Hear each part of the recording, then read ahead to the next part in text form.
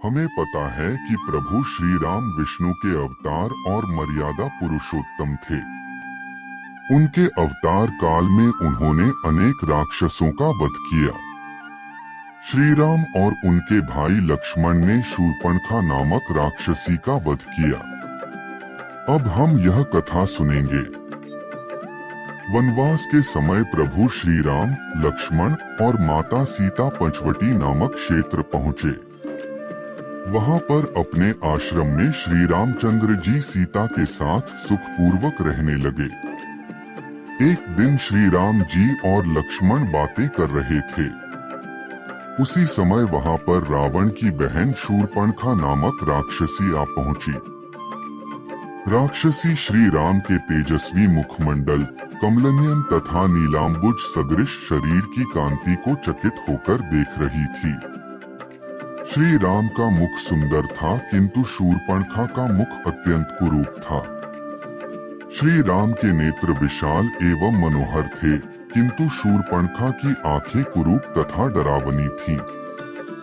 श्री राम की वाणी मधुर थी, किंतु शूर्पणखा की कर्कश थी। श्री राम का रूप मनोहर था, किंतु शूर्पणखा का रूप बीभत्स एवं विकराल था। राक्षसी श्री राम के मनोहारी रूप पर मोहित हो गई। वह अपनी इच्छा से स्वयं का रूप बदल सकती थी। राक्षसी मनोहर रूप बनाकर श्री राम के पास पहुंची। प्रभु राम से बोली, तुम कौन हो? राक्षसों के इस देश में तुम कैसे आ गए? तुम्हारा वेश तो तपस्वियों जैसा है, किंतु हाथों में धनुष बाण भी है, साथ में स्त्री भी है। तुम मुझे अपना परिचय दो। श्री राम ने सरल भाव से कहा, हे देवी, मैं अयोध्या के चक्रवर्ती नरेश महाराजा दशरथ का ज्येष्ठ पुत्र राम हूँ। मेरे साथ मेरा छोटा भाई लक्ष्मण और जनकपुरी के महाराज जनक की राजकुमारी तथा मेरी पत्नी सीता है। पिताजी की आज्ञा से हम 14 वर्ष के लिए वनों में निवास करने के लिए आए हैं। अब तुम अपना परिचय दो। तुम कोई इच्छानुसार रूप धारण करने वाली राक्षसी लगती हो। राम के प्रश्न का उत्तर देते हुए वह राक्षसी बोली, मेरा नाम शूर्पणखा है। मैं लंका के नरेश परम प्रतापी महाराज रावण की बहन हूँ। विशालकाय कुंभकर्ण और परम नीतिवान विभीषण भी मेरे भाई हैं। वे सब लंका में निवास करते हैं। पंचवटी के स्वामी खर और दूषण भी मेरे भाई हैं। राम के प्रश्न का उत्तर देते हुए वह राक्षसी बोली, मेरा नाम शूर्पणखा है। मैं लंका के नरेश परम प्रतापी महाराज रावण की बहन हूँ। विशालकाय कुंभकर्ण और परम नीतिवान विभीषण भी मेरे भाई हैं। वे सब लंका में निवास करते हैं। पंचवटी के स्वामी खर और दूषण भी मेरे भाई हैं। यह सुनकर श्री राम मुस्काते हुए बोले, देवी, मैं विवाहित हूँ और मेरी पत्नी मेरे साथ है। मेरा भाई लक्ष्मण यहाँ अकेला है।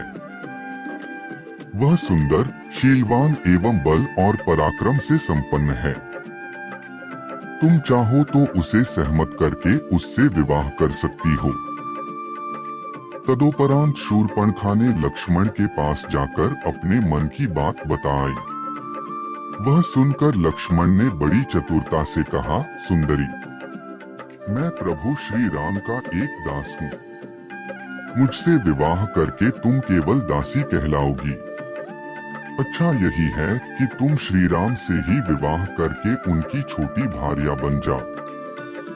वह पुनः श्री राम के पास जाकर क्रोध से बोली, हे राम, इस कुरूपा सीता के लिए तुम मेरा विवाह प्रस्ताव अस्वीकार करके मेरा अपमान कर रहे हो। इसलिए पहले मैं इसे ही मार कर समाप्त कर देती हूँ। इतना कहकर क्रोधित हुई शूर्पणखा सीता पर झपटी। श्री राम ने उसके इस आक्रमण को तत्परतापूर्वक रोका और लक्ष्मण से बोले, इसने जानकी की हत्या ही कर डाली होती। तुम्हें इस राक्षसी का वध करना चाहिए। श्री राम की आज्ञा पाते ही लक्ष्मण ने तत्काल खड्ग निकाला और दुष्टा शूर्पणखा के नाक और कान काट डाले। पीड़ा और घोर अपमान के कारण रोती हुई शूर्पणखा वहां से चली गई।